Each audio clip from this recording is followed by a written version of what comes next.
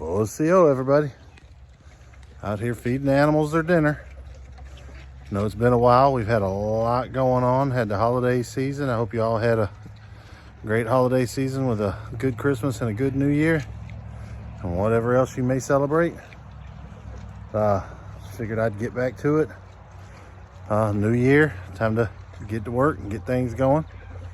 So I'm out here feeding the animals. Got the pigs still munching on pumpkins, and just figured I'd have a chat with you and show you what we've got going on. See right here, we still got a lot of them pumpkins left. Maybe about another week's worth before we run out completely. They definitely work on them. Pigs seem to enjoy them a lot. Little Wanda and Bootsy right there. Still got several pigs need to butcher. We got the males in here, as you can tell by Teddy being here. He's the last of our full-blood coonies. We lost Lucy. She got sick or something and passed on us.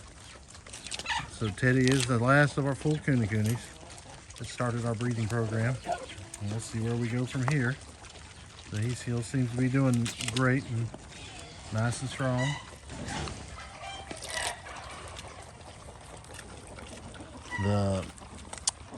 One of our females, Lefty, one of Lucy's daughters, that one right there, she'd actually let herself out. I'm not 100% certain what she did to get let out, but I'm thinking we had a big cat, not sure if it was a bobcat or a panther, was walking along the fence line back here, and I come out here and you could hear it hollering. Started out up there and had walked this way down. I come out here and sat with him for a while with my gun, and it had gone out that way. But sometime throughout the night, with all the pigs being nervous, I think that the mass of the pigs had pushed up against one side of the fence and pushed her through the electric. There's about a foot gap between the electric and the chain link, and since she didn't want to push back through the electric to get back in here, she went ahead and let herself out the chain link. And she wandered over there to the males. And of course, being in heat, the males immediately took to chasing after her. And we had Lucky and Walter, and this is Lucky right there, and Walter right there, had let themselves out and followed her around. And I got up that morning and they were out. So since she had done got, I went ahead and just put the males in here, since I gotta do a little straightening and cleaning of that electric fence over there. The grass is a little grown up there, and the pigs don't eat the tall grass.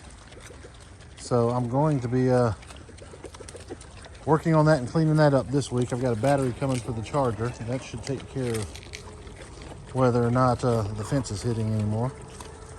And then I'll get the males moved back over there. Lucky was actually up for grabs to be butchered. And the attitude he's given me since he's come over here with the females pretty much guarantees that that's going to happen. But I've got a couple more of these females I got to get over the next few weeks. Go ahead and knock that out. But we're going to have a bunch of piglets in about 3.5, 4 months. And we'll work through those once we get them. I am in the process of attempting the carnivore diet, and I'm going to need all that meat anyway. So we'll see how it goes. I just figured you guys would get a kick out of watching everybody tear into these pumpkins. They sure do love it. Got these roosters building up on both sides. A good looking fella right there. He's gonna get to stay. Little pretty boy. In that good sunlight before the sun goes down. Go ahead and jump up, buddy. Yeah. Look at him. He is gorgeous. I will have to trim his wings though, so that he'll stay in. Like I said, there's been a lot going on. A lot of things have changed around here over the last month and a half. As you know, we had our 2 neighbors up there. That neighbor has moved on, left the property, and told me to safe keep his boats and stuff. Could go over there and get what I wanted. So I now have a little paddle boat and a canoe and stuff to try in the pond. I don't know what I'm doing with it, but we'll figure it out. I'm not much of a boat rider. And of course, you know, we still got Bella out here. We not only lost Lucy, but we lost Sydney, one of our sheep. She wasn't doing too good, but she's the one that brought the parasites to us. We got ripped off by a farmer up in Ozark, did us wrong. Took advantage of the fact we didn't know what we was doing. And sold us an animal that had stomach worms. I can't remember what they're called off the top of my head right now. But they basically cause anemia, swelling, and eventual death. And we thought we'd beat them back, but we hadn't. So now we just have Sandy here. Every one of the sheep that we had after getting Sydney died. And Sandy's the only one we had before. And for some reason, she's just from a way better stock. And she's done well. She got the worms. We know she does. So we're treating her right now. And once we're confident that she's healthy, we can rotate her into some other pasture. But right now she's in here. This is mostly the male pig's pasture. We're kind of got her quarantined in here. It won't hurt the males none, the pigs. And I may run her with them for a while, depending on how they get along. I'm gonna bring them back in here in a few weeks.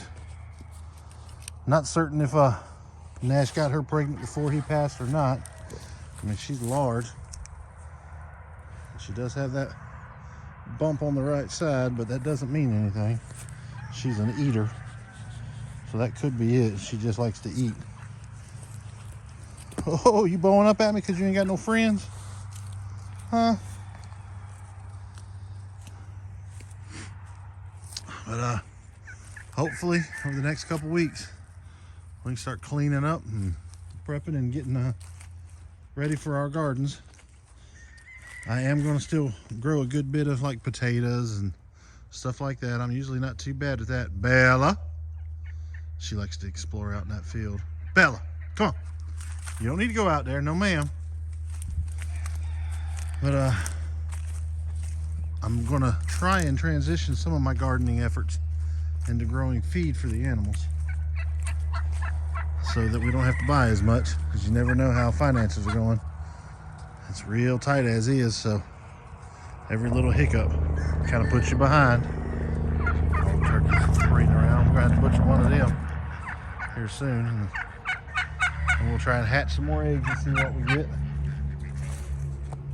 They had multiple freezes already this year, and these peppers that actually survived last year's frost survived these.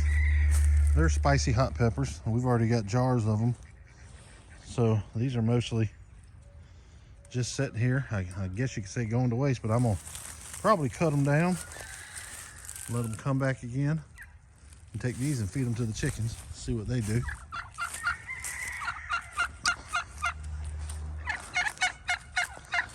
But that's just a little glimpse of what we got going on right now. Whole lot of mess, but we're still here.